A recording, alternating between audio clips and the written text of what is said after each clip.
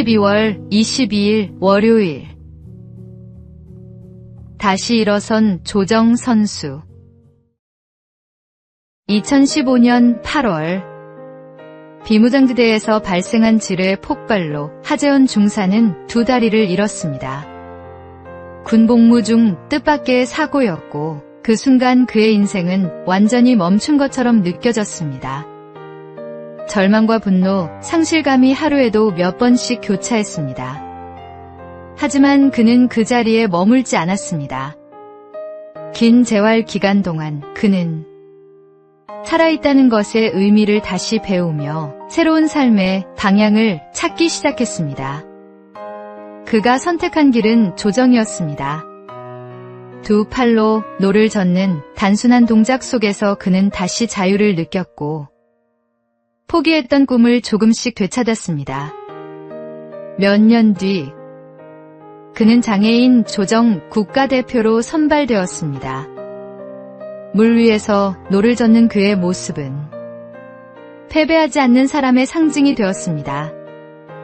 그는 자신이 잃은 것보다 남겨진 것을 바라보며 삶을 새롭게 써내려가고 있습니다. 우리의 인생에도 예기치 못한 사고와 고통이 찾아옵니다. 그러나 하나님은 그 절망의 순간에도 여전히 일하고 계십니다. 넘어진 자리를 부끄러워하지 말고 그 자리에서 다시 일어서는 믿음을 가지십시오. 하나님은 바로 그때 우리 안에서 새 힘을 일으키십니다. 오늘의 말씀. 의인은 7번 넘어질지라도 다시 일어나려니와 악인은 재앙으로 말미암아 엎드러지느니라. 오늘의 만나. 하나님께서는 우리가 넘어진 곳에서 새로운 시작을 허락하십니다. 오늘도 주님의 힘으로 한 걸음 더 나아가십시오.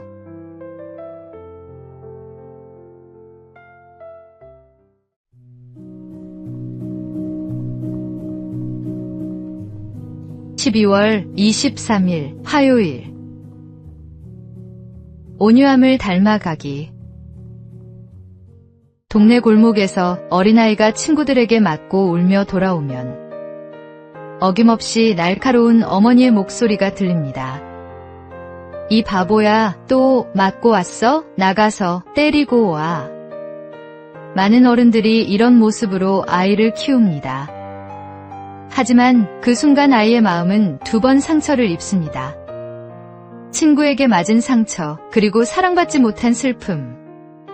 사실 아이가 바라는 건 복수가 아니라 품어주는 위로 한마디입니다. 많이 아팠지?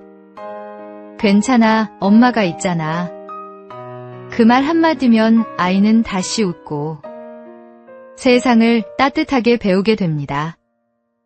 그런데 우리는 종종 어른이 되어서도 똑같은 실수를 합니다.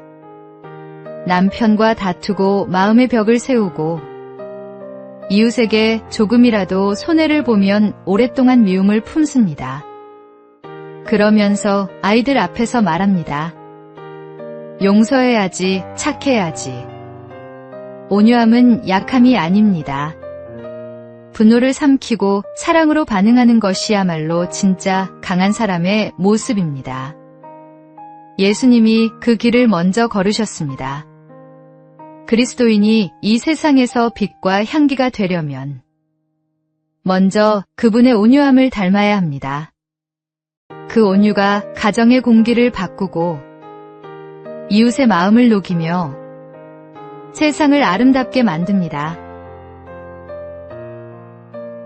오늘의 말씀. 온유한 자는 복이 있나니 그들이 땅을 기업으로 받을 것이며. 오늘의 만나. 온유는 약함이 아니라 힘을 절제할 줄 아는 강함입니다. 주님의 온유함을 닮아가는 것이 참된 성숙입니다.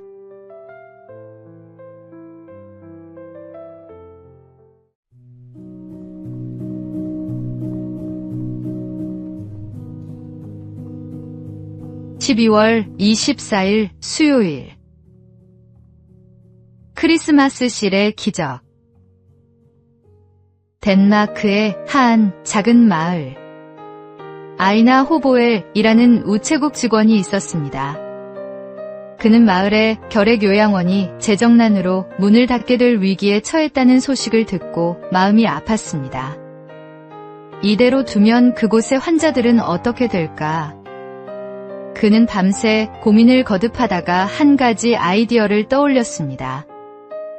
우표처럼 생긴 작은 실을 만들어 팔면 어떨까? 사람들이 부담 없이 살 수 있고 그 돈으로 환자들을 도울 수 있을 거야. 그는 직접 정부에 제안했고 그렇게 해서 세계 최초의 크리스마스 실이 탄생했습니다.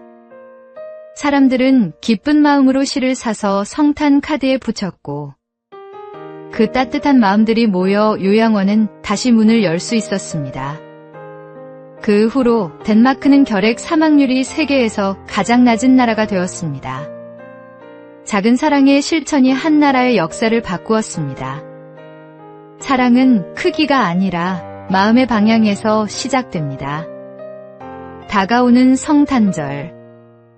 하나님이 주신 사랑을 한 장의 카드, 한마디의 위로, 한 번의 나눔으로 전해보십시오. 그것이 주님께 드리는 가장 아름다운 선물이 될 것입니다. 오늘의 말씀. 내 이웃을 내 자신과 같이 사랑하라 하신 것이라. 이보다 더 큰 계명이 없느니라.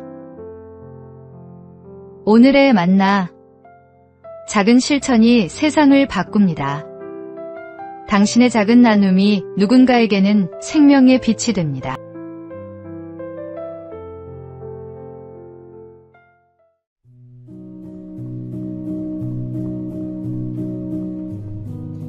(11월 25일) 목요일. 아낌없이 주는 사랑. 성탄절은 하나님이 인류에게 가장 귀한 선물을 보내주신 날입니다. 독생자 예수님을 이 땅에 보내시며 우리에게 생명을 주셨습니다. 하나님이 세상을 이처럼 사랑하사 독생자를 주셨으니 그 사랑은 오늘날에도 우리 가운데서 계속되고 있습니다. 지난 8월 한 아버지가 그 사랑을 실천했습니다. 아내를 먼저 떠나보내고 홀로 아들을 키워온 60대 문주환 씨는 갑작스러운 사고로 세상을 떠나면서도 생명을 나눴습니다. 평소 지갑 속에 장기기증 희망등록 카드를 넣어 다니며 언젠가 다른 생명을 살리는 일을 하고 싶다고 말하던 그였습니다. 가족들은 그의 뜻을 따라 폐장과 인체 조직을 기증했고 그의 몸은 100여 명의 환자에게 새로운 희망이 되었습니다. 하나님이 독생자를 아낌없이 주셨듯 한 아버지도 자신의 생명을 나누었습니다. 그가 정성으로 키운 아들은 현재 서울대학교에서 공부하며 아버지가 심어준 사랑의 씨앗을 키워가고 있습니다. 이번 성탄절, 우리에게 생명을 주신 예수님의 사랑을 기억합니다. 그 사랑이 한 아버지의 마지막 선택을 통해 수많은 이들에게 전해졌듯이 우리도 누군가의 삶의 빛이 되기를 소망합니다. 진정한 사랑은 자신을 내어주는 것임을 다시 한번 되새깁니다. 오늘의 말씀. 하나님이 세상을 이처럼 사랑하사 독생자를 주셨으니 이는 그를 믿는 자마다 멸망하지 않고 영생을 얻게 하려 하심이라. 오늘의 만나. 하나님은 우리에게 독생자 예수님을 주셨습니다. 우리에게 생명을 주신 그 사랑을 기억하며 우리도 누군가에게 작은 빛이 되기를 소망합니다.